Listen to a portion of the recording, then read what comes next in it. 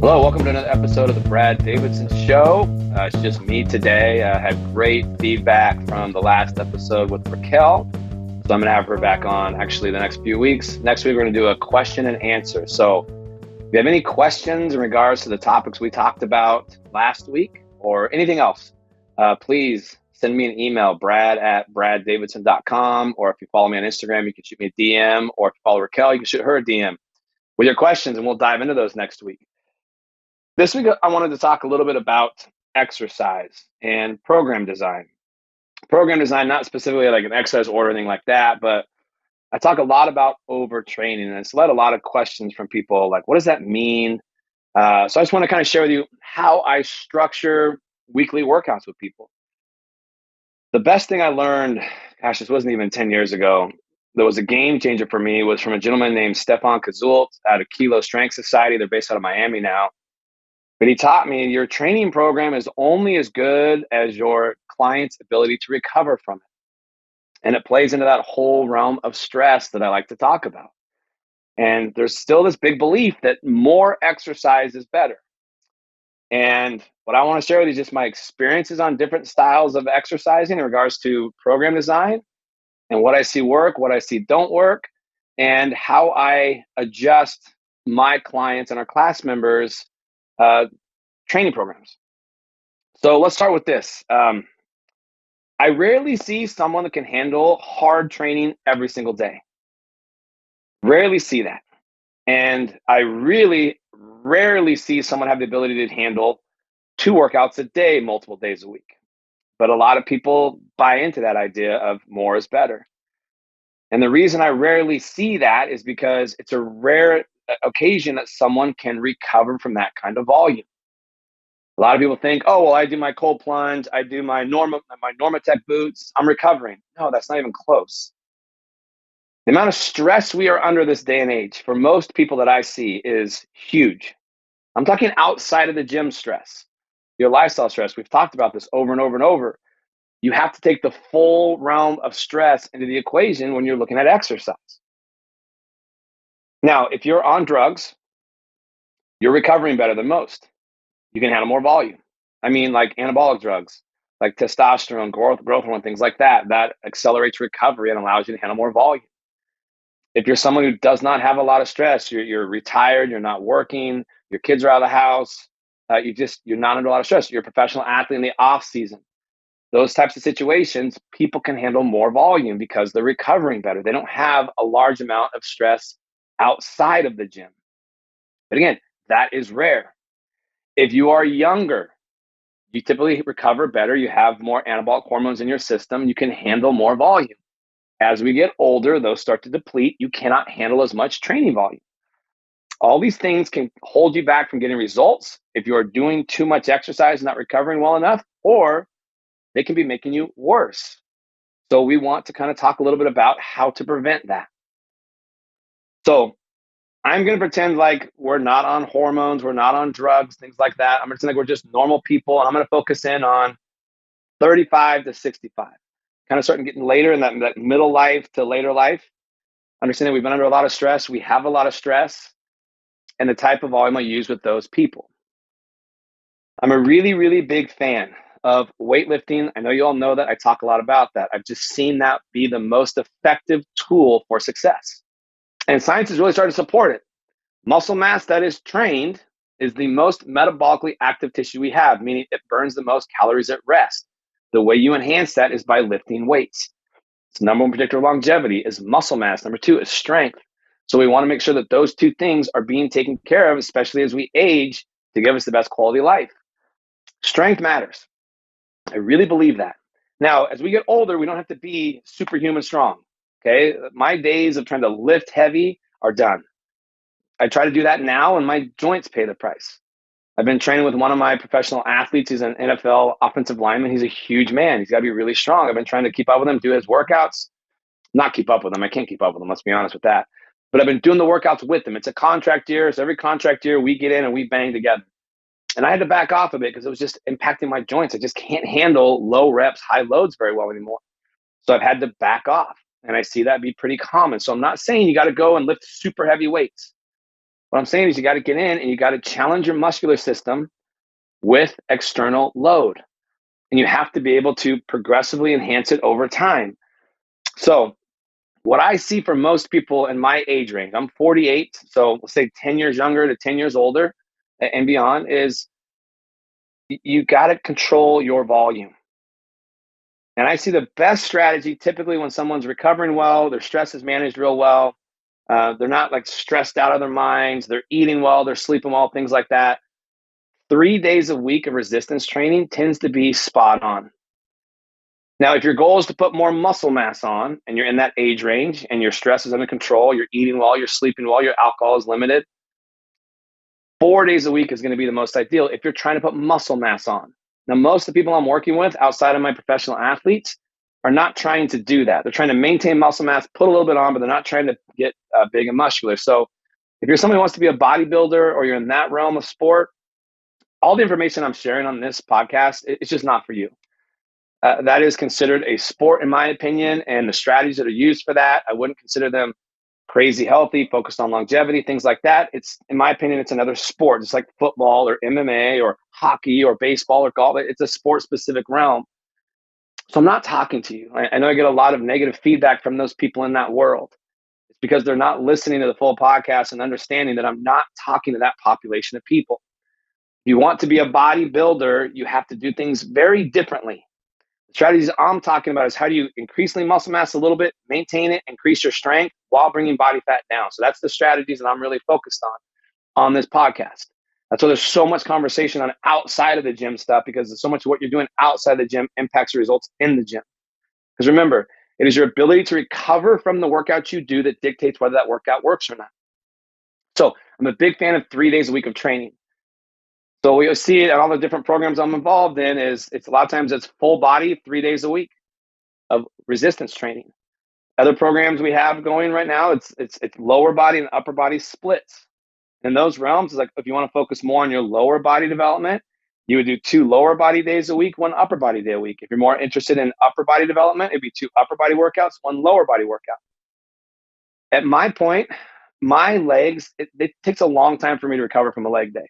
So I typically am doing 2 days a week of upper body work, 1 day a week of lower body work. When my stress loads are down, I'm recovering well, I'm sleeping well, my clientele load is down, my stress with my gyms are down, I'll do 4 workouts a week, 2 upper, 2 lower. But those are hard. Those aren't very often for me because I'm understanding by watching my heart rate variability. Again, I use the Morpheus. I can see how well I'm recovering from days. I'll be honest with you, this last week, a very challenging week for me. I had a lot of clients, a lot of things going on with my gyms. A lot of the people I was around was sick. And I woke up Friday morning and my HRV had plummeted 20 points. My resting heart rate was up 10 beats more than normal.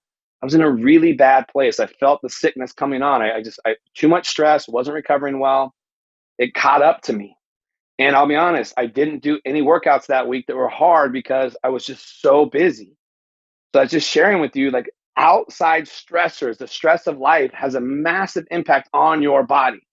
Had I been training hard through that as well, I probably would have tanked even worse. But I was able to cut my day in half on Friday. Spent the majority of the day just resting, napping. I went to bed early. I got a lot of sleep. I didn't do a whole lot.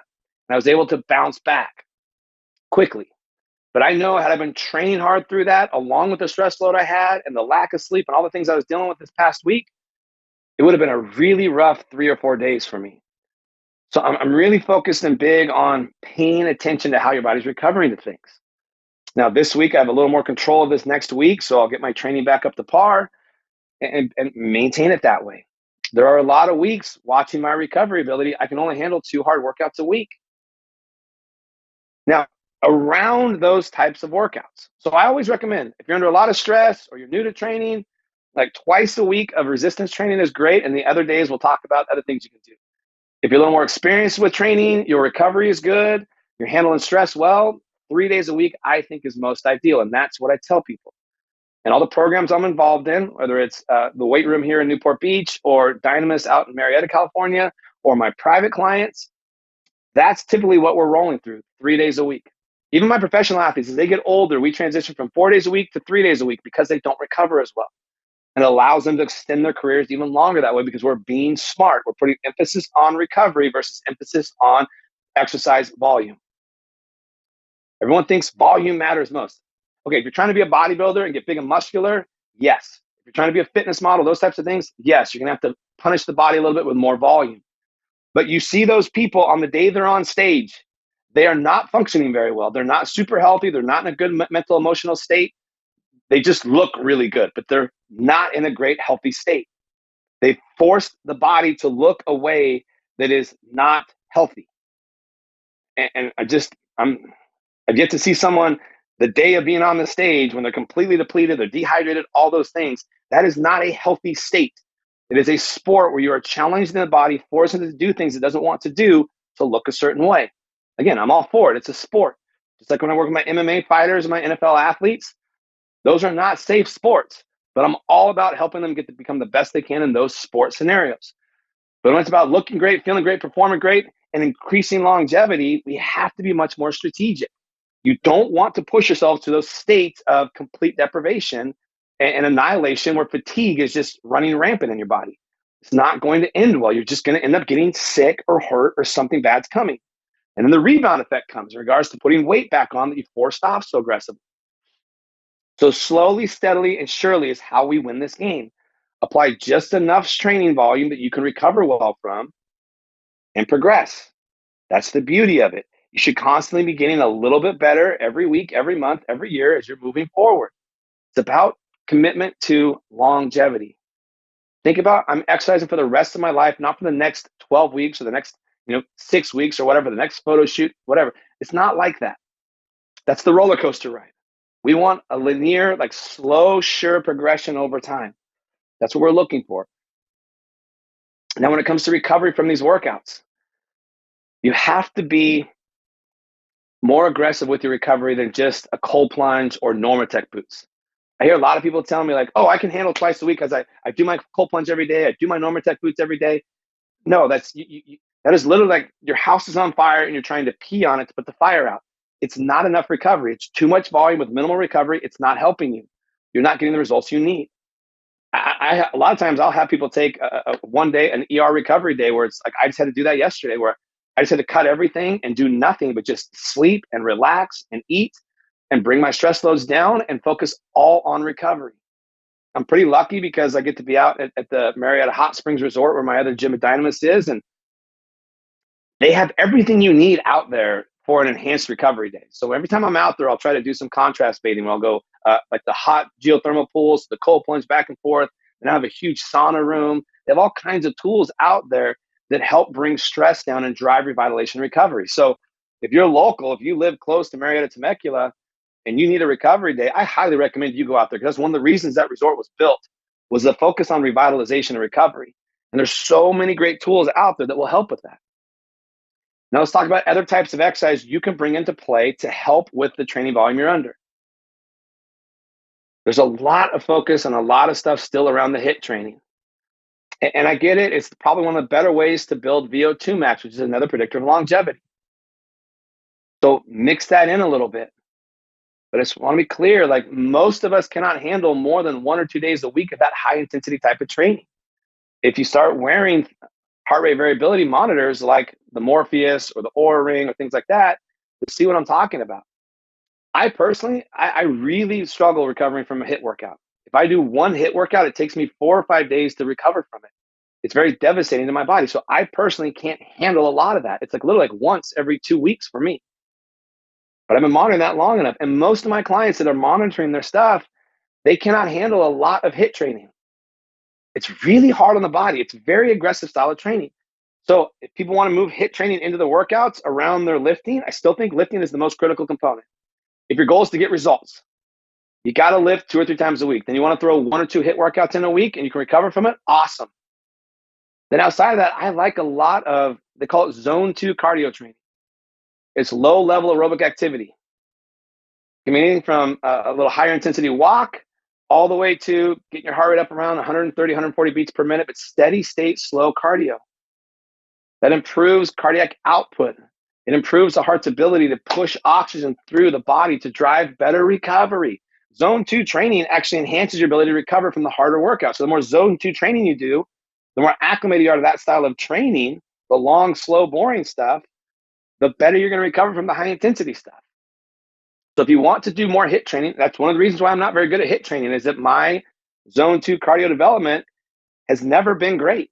I spent my whole life training like an athlete. Everything was HIIT-based training, high intensity, interval-based, sprint, rest, sprint, rest, sprint, rest. So I really built up that system. At one point, I had what's called an athlete's heart. The left front of my heart started to thicken up, and it was causing a lot of issues. So I really had to back off of that and do a lot of zone 2 cardio. And I've just never been good at the HIIT style training because I'm not great at the long, drawn out aerobic stuff. But I'm working more and more on that, trying to develop that to help me recover better, because I can train harder and recover better when that is more efficiently built. So I'm spending a lot more time doing that. Walking, just being outside and walking. I just posted a little clip from Dr. JT, who's the one who taught me all about stress and its negative impact on the metabolism. He talks a lot about this, that walking, especially outside in nature, brings those stress hormones down, improves insulin sensitivity. So I think people should walk every day.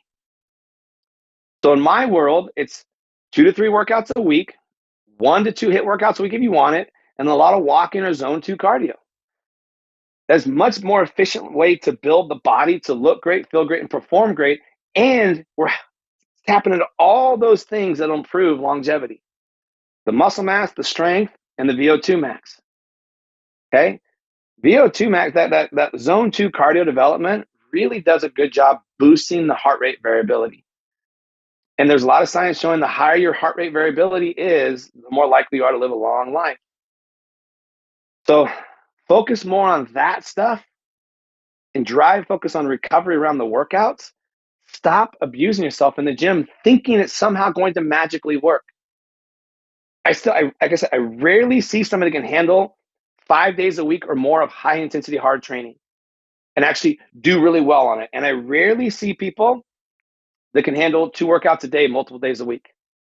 Now, there are times in my professional athletes off-season training where we will do 2 workouts a day for 3 weeks. It's basically it's like 3 workouts every 5 days with 2 days in there. And we'll only do it for 3 weeks and then cut it off, and we won't get back into it because it's so devastatingly hard on the body. But that is someone who is a high-level athlete that needs a specific size or strength response, and we don't have a large window of time to work on that. But within that realm, we're focused a lot on all the advanced recovery stuff they can be doing. So that's why I focus so much when I talk about overtraining as an enemy, is because you got to look at the whole volume of stress you're under. And my God, I hear people all the time like, oh, I don't have much stress. I handle my stress well. That is such BS. But what I've learned is that you've just got really good at ignoring it. People this day and age, especially in Southern California where I am, are under a shit ton of stress. Just the day-to-day living down here, the traffic, just sitting in traffic is enough to cause a spike of stress. The volume of work we're doing, how much we're trying to get done, it's crazy. The expense of just living in Southern California now, that's driving stress. My God, you go to the grocery store, it's like 3 times as expensive as it used to be. There's so much stress we're under. So get off this idea of I handle stress well, I don't have stress. I have this thing called heart math. What I used to do, people, and they tell me that, I'm like, okay, prove it to me. And I'd hook them up to this thing and give biofeedback as to how well they're handling stress. They were stuck in a fight or flight state always. They couldn't even get themselves calmed out of the fight or flight state. And they would get super frustrated because I would tell them, like, okay, whenever you're ready to calm down, go for it. I'm ready to see it. I'm calm. No, you're not. You're freaking out. And I would teach them a breathing strategy to pull them out of the fight or flight state and finally get them there with biofeedback. And the response was always, oh my gosh, this is so hard. This feels so weird. What in the world? The reality is, if you think you're not under stress, I'm going to guess 99.9% of the time, you have just acclimated the stress you're under and you're used to being in a fight or flight state. That is the most common thing I see. People are just used to being in that fight or flight state, in a heightened high stress state all the time. And that is what now feels normal to them. So be real with yourself. How much stress are you really under?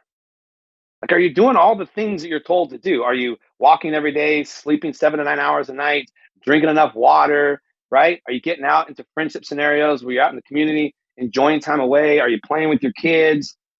Or is it a lot of work, not enough sleep, a lot of exercise? Is it a go, go, go mentality? I got to get more done. That's usually the case. I got to do more. I got to be more. I got to get more done. Are you really eating 3 solid meals a day? I see so many people just skipping breakfast and doing intermittent fasting, and that got bought off into the, oh my gosh, I can get more done. I don't have to eat 1 meal. I don't have to eat 2 meals. Oh, now I have more time. Intermittent fasting is a strategy that uses increased stress hormones to burn body fat. It can backfire if your stress loads are too high. I see it happen all the time. So stop using stress to beat stress. If you've been training hard, you're not getting the results you deserve, you're going backwards, or you're not feeling great, your joints hurt, you're not sleeping well, you're more irritable, agitated than you used to be, you kind of always feel like you got to get more done. I'm going to tell you, back off your exercise and watch what happens. It's absolutely wonderful. I see it happen all the time. I work with people that have been grinding, doing these crazy workouts 1 to 3 times a day. I've had some people come in training 3 times a day, 6 days a week, and their body fat's going up, not going down. They just don't know what the hell to do. And they're eating less and less and less. You got to stop the madness. You got to get more strategic with it. That's how we do it at the weight room, out at Dynamis, with our private clients. That's how we do it. We apply enough of a stressor that you can recover from.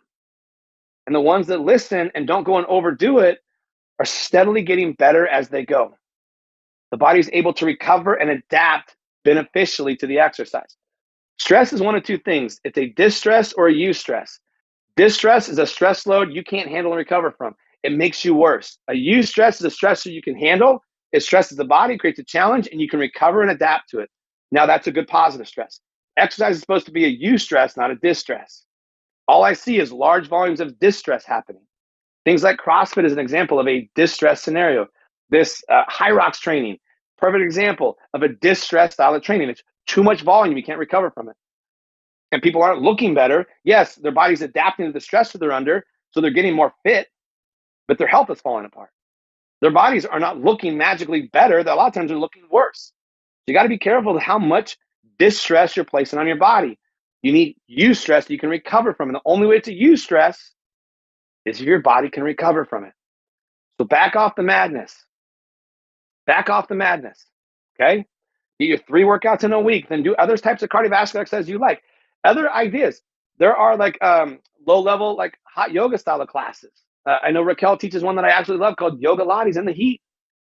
It kept I wear my heart rate monitor when I take that class. It keeps me in a really good state. It's like zone 2 style of training.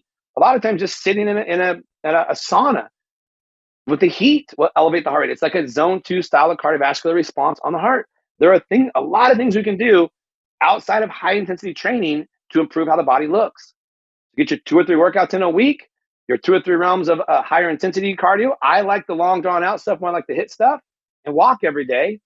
If you just have to do HIIT style training once or twice a week, no more. Okay, hope that helps.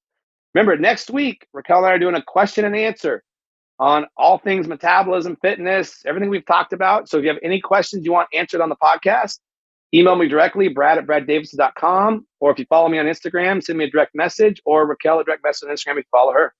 Looking forward to it. Have a great week.